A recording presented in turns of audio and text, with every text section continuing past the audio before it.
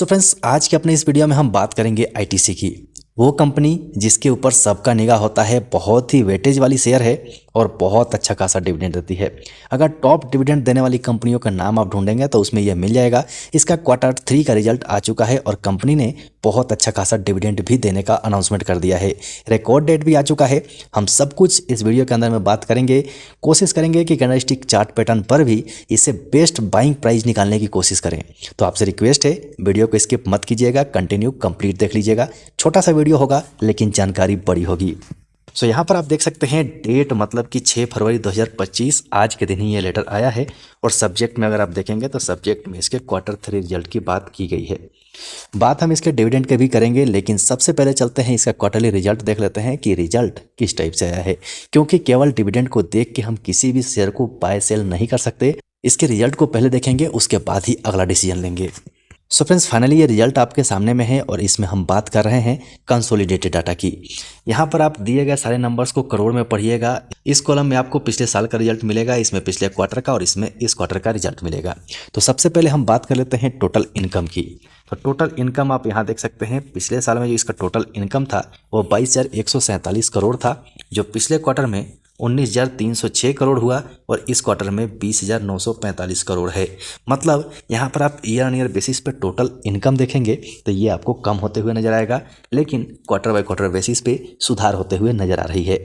Heavy weightage share है, ध्यान से डिटेल में समझ लीजिएगा, क्योंकि ऐसे शेयर में आदमी इन्वेस्ट कर सकता है और करके इंतजार करके अच्छा प्रॉफिट बना सकता है। लेकिन याद रखिएगा, ये वीडियो केवल आपके एजुकेशन के लिए है। किसी भी शेयर को खरीदने और बेचने की सलाह नहीं है। शेयर मार्केट में हर कदम पर आपको खतरा देखने को मिलेगा, जहां पे आपका पैसा फंस सकता है, बर्बाद हो सकता है। सो यहीं से बात कर लेते हैं टोटल एक्सपेंसेस की। तो पिछले साल में जो कंपनी का एक्सपेंस था वो था 15,415 करोड़ का और पिछले क्वार्टर में 12,848 करोड़ हुआ, लेकिन इस क्वार्टर में 14,413 करोड़ का दोबारा से एक्सपेंस हो गया है।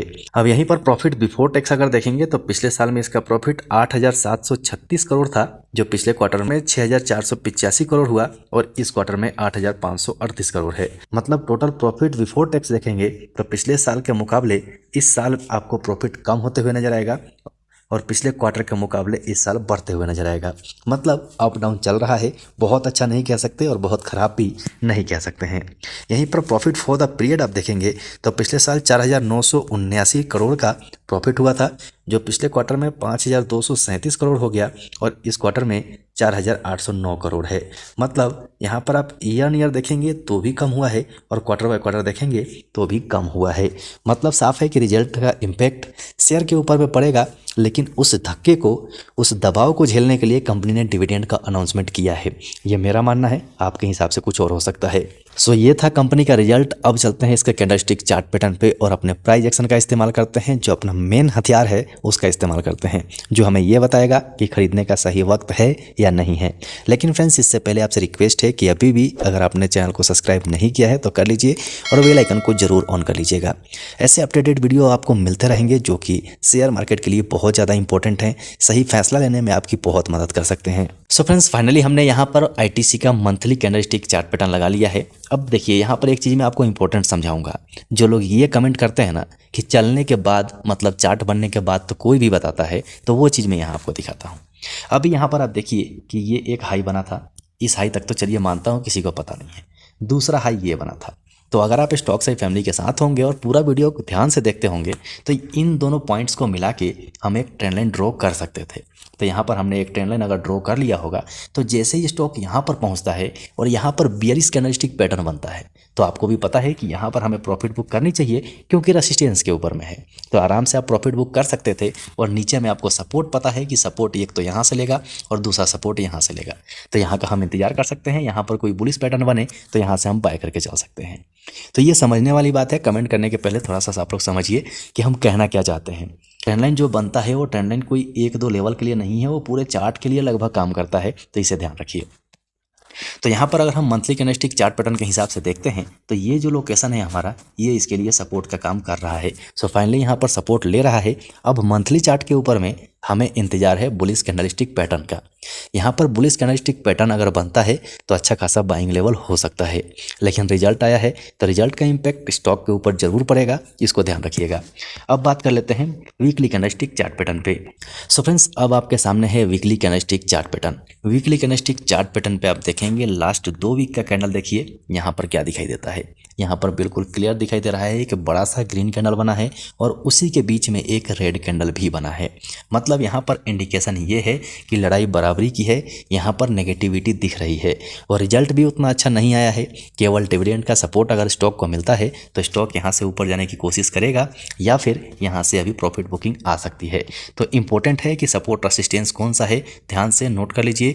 मेरे हिसाब से जो इम्पोर्टेंट सपोर्ट अभी है वो 388 रुपये के आसपास है और उसके बाद एक और छोटा सा सपोर्ट इसे 368 रुपये के आसपास मिल सकता है। लेकिन अगर ये लेवल टूटता है तो स्टॉक आपको 350 रुपये के आसपास आते हुए दिख सकता है।